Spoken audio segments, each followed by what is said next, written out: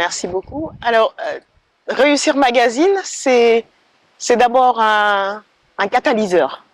C'est un catalyseur de l'écosystème économique du Sénégal et en jouant un rôle d'éducateur, un rôle d'informateur, mais également de connecteur. Parce que dès qu'on parle d'écosystème, c'est vraiment l'interconnexion entre tous les acteurs économiques du pays. Donc nous avons de la formation. Réussir Magazine joue aussi ce rôle de formateur, de sensibilisateur et nous donne aussi des tendances. Je pense que quand on a besoin d'informations fiables, donc c'est la fiabilité des données, on a tendance à aller fouiller un peu les magazines de Réussir pour aller trouver l'actualité, pour aller trouver les données fiables, les chiffres sur lesquels on peut se baser pour pouvoir accompagner une décision ou pouvoir alimenter une réflexion.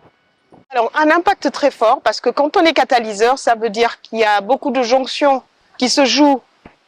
J'ai parlé des tendances du marché, j'ai parlé aussi des acteurs. On a tendance à aller chercher des monographies d'acteurs économiques, que ce soit le secteur bancaire, que ce soit la formation, que ce soit des fonds d'investissement, que ce soit l'assurance, que ce soit tous les secteurs d'ailleurs, on a tendance à aller fouiller dans les magazines de Réussir pour pouvoir aller chercher l'information et la vraie et la bonne information.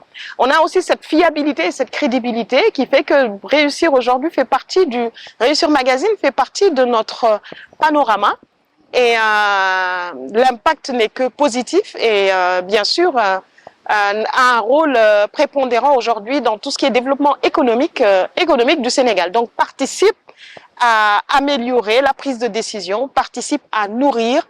Et quand on sait aussi qu'on vit dans un monde où aujourd'hui on a besoin de data, de données, Réussir Magazine participe à fournir ces informations précieuses qui nous font souvent défaut ou qui peuvent faire défaut.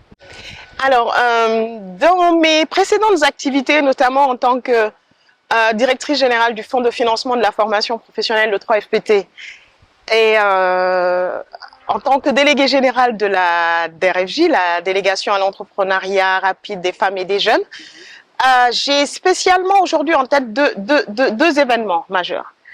Je pense que la première fois où le concept de banque, la banque du financement de la formation professionnelle a été sorti, c'était lors d'une interview avec Réussir Magazine où j'ai dit que le 3FPT pouvait être considéré comme la banque du financement de la formation professionnelle et technique. Et l'autre exemple, beaucoup plus récent, c'est le magazine qui a été dédié, que Réussir Magazine avait dédié à l'entrepreneuriat féminin.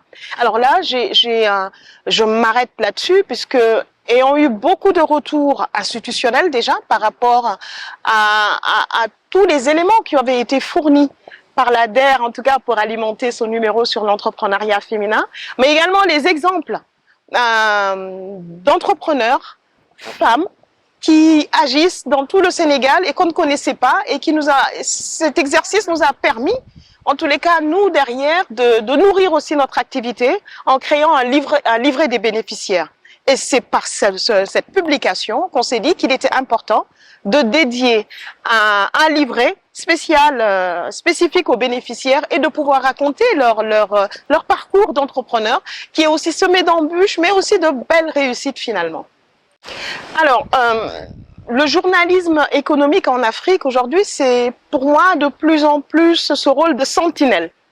Ce rôle où le magazine, en tous les cas, le journalisme doit pouvoir donner des outils, doit être plus qu'un informateur, on doit plus être dans l'éducation et cela suppose aussi derrière qu'une formation continue des journalistes pour pouvoir être encore beaucoup plus et toujours à la pointe. Et aujourd'hui, à l'heure où on se parle d'IA, à l'heure où on se parle d'outils numériques, il est important que le journalisme économique aussi soit vraiment suive aujourd'hui je parlerai pas de tendance, mais aujourd'hui l'évolution du monde tout simplement pour pouvoir être encore plus près de ces cibles et aller chercher l'information, pas que l'information, mais jouer ce rôle pour moi d'éducateur. On a besoin d'avoir ce recul du journaliste. C'est un rôle d'éducateur au-delà de l'information qui peut être fournie. Ça doit être pour nous des lieux, des espaces où l'apprentissage doit être continu, mais l'apprentissage en étant vraiment collé avec les sujets du moment. Comme aujourd'hui, on est en train de se parler de l'économie bleue, des financements verts, on est en train de se parler de changement climatique, de résilience climatique. Beaucoup de sujets qui font sens pour nous, on a besoin d'être nourris. Parce que pour moi, le journalisme économique aujourd'hui, ce sont les données, c'est la capacité à pouvoir nous alimenter et aider à la meilleure prise de décision et avoir aussi une analyse claire de nos contextes immédiats, donc locaux, nationaux, mais également d'un contexte mondial, tout simplement. Tout ce que je viens de dire tout de suite, réussir le fait.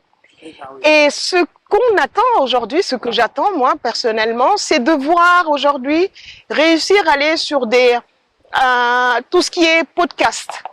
Avoir une chaîne, c'est-à-dire des interactions entre les acteurs, des regards croisés, qu'on puisse avoir un directeur de banque qui puisse échanger avec ou un client ou un potentiel ou peut-être d'autres banques à l'international et qu'on puisse avoir ces regards croisés, mais de manière dynamique en utilisant aujourd'hui, ça peut être des podcasts, ça peut être des formats où on est sur des monographies ou à suivre aussi la trajectoire ou le parcours d'un entrepreneur à Douloulou et qu'on puisse réussir derrière un entrepreneur et à nous expliquer un peu la monographie de celui qui se bat au quotidien et qui se réveille. Donc je pense que c'est un peu là où j'attends aujourd'hui à réussir, c'est-à-dire on sait que le numérique a un rôle prépondérant dans la transmission de l'information, dans l'apprentissage aussi, et réussir est attendu aujourd'hui et je pense que réussir va nous fournir aussi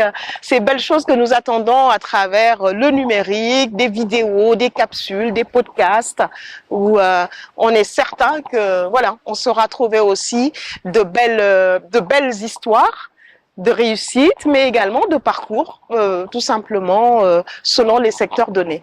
Alors, c'est avec aussi beaucoup d'émotion, hein, cet anniversaire. Je pense que c'est l'anniversaire, les 18 ans de réussir cristallise beaucoup de choses parce que on a toujours cette symbolique, pour ne pas dire ce regard de Baïdam qui pèse sur, ou en tout cas qui surplombe réussir. On a tous.